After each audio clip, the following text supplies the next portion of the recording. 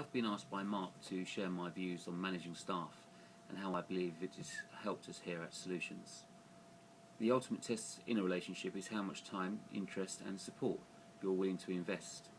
If you have an open door policy, then mean it. Don't carry on with your work if a member of staff has come in with a problem which needs your attention.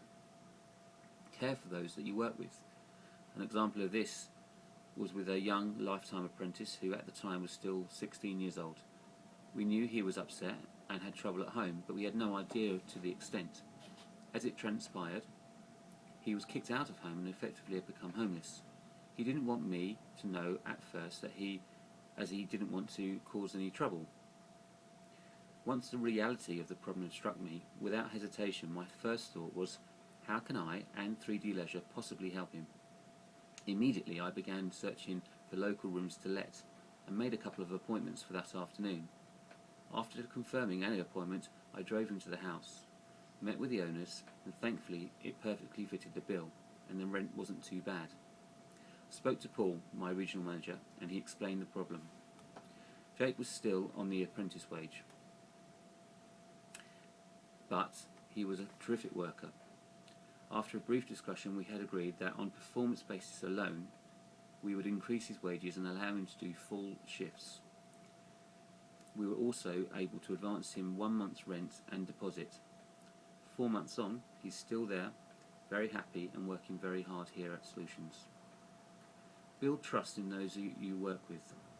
Remember, trust and respect can take a long time to build. You can lose it with one bad decision or careless action. Communicate effectively.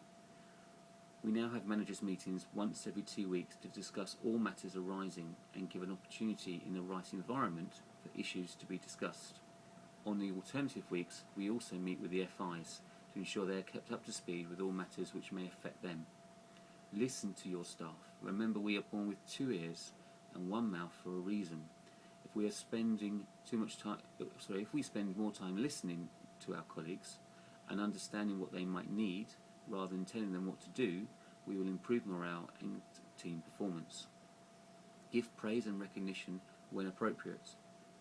If member feedback highlights an individual's performance, make a fuss of it. Let them know how much it's appreciated. A recent example of this is where an FI covered group exercise class whilst the regular instructor was away for some time. The feedback was unanimous. She had injected fresh energy and now all the members wanted Rachel to have her own regular class, which we will intend to provide if, of course, the budget allows. Make clear guidelines and do not be afraid to discipline when staff break the non-negotiable guidelines that we have all agreed upon. This sets the precedent and underlines the importance of hard work. Lead by example and explain clearly the standards that we expect. A good example of this might be in regards to the poor plant maintenance, for which most members of staff is an area where they feel most uncomfortable. Through training, printing of clear guidance notes, and always being able to answer any problems, staff are now completely confident in all day-to-day operations and are also able to diagnose problems quickly and rectify them. Finally, through a 6-month appraisal, we are able to help grow and develop individual skills if required and send them on various training courses to promote their fitness career. Thank you.